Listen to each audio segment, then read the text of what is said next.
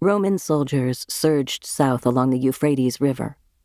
After 4 years of indecisive battle, hostile Persia, the once unfailing bulwark against Rome's eastern ambitions, finally yielded in the autumn of AD 165.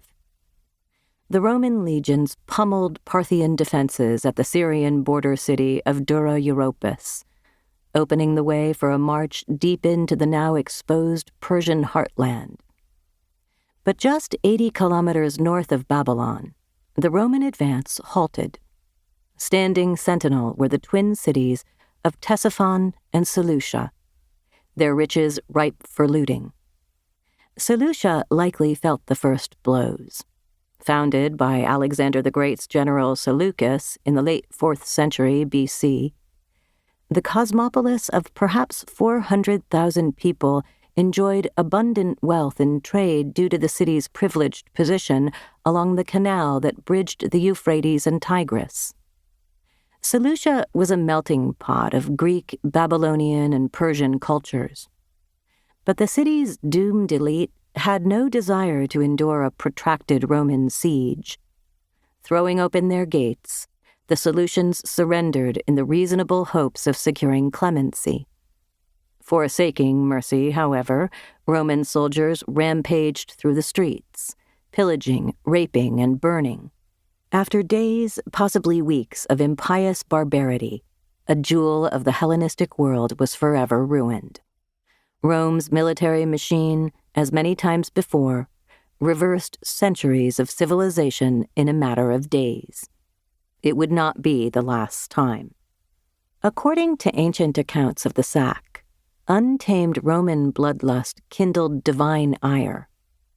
Among some Seleucian streets stood a shrine of Apollo, god of light, averter of evil, bringer of pestilence. Apollo's reputation for vengeance was as old as the classical world itself. In Greek literature's opening act, Homer's Iliad, Apollo inflicted a deadly plague upon an entire army because their commander, the brash Argive king Agamemnon, stole the daughter of one of Apollo's priests. It was thus well-established fact that Apollo's fury was often disproportionately cataclysmic. Heedless of history's warnings, however, Roman troops broke into Apollo's holy sanctuary. Groping about for treasures, the soldiers smashed jars and pried open every nook and crevice. In their chaotic greed, the looters unsealed a nasty surprise, a deadly cloud of pestilence. The soldiers breathed in the noxious air, unknowingly inaugurating a deadly plague that would decimate the entire Roman world. Furious Apollo, as always, received his vengeance in spades. Although largely a fiction, the tale of the Romans' desecration of Apollo's Seleucian shrine survives in 2 separate ancient accounts. True, a disease undoubtedly infected Roman soldiers in Parthia, but other details, the violated shrine to be sure, but perhaps also even the specific legions and location, are part of a puzzling collection of sources which tell of widespread pestilence in the Roman Empire in the mid to late 2nd century AD. On the one hand, it seems the authors of that era wanted future readers to know that a serious disease afflicted their world.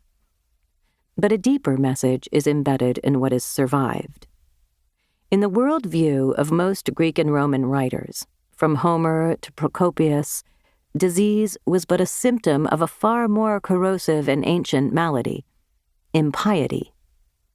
At the world's mythical founding, for example, Pandora disregarded the gods and cracked open a forbidden jar of curses that plagued humanity for all time. Many, if not most, ancient descriptions of disasters reflect this connection between sacrilege and catastrophe, emphasizing the divine portents that accompanied calamities more than all other aspects. The story of the sack of Seleucia fits squarely in this tradition. It seems tailor-made to connect the unprecedented disease outbreaks of that age to impieties awful enough to generate such sweeping sickness.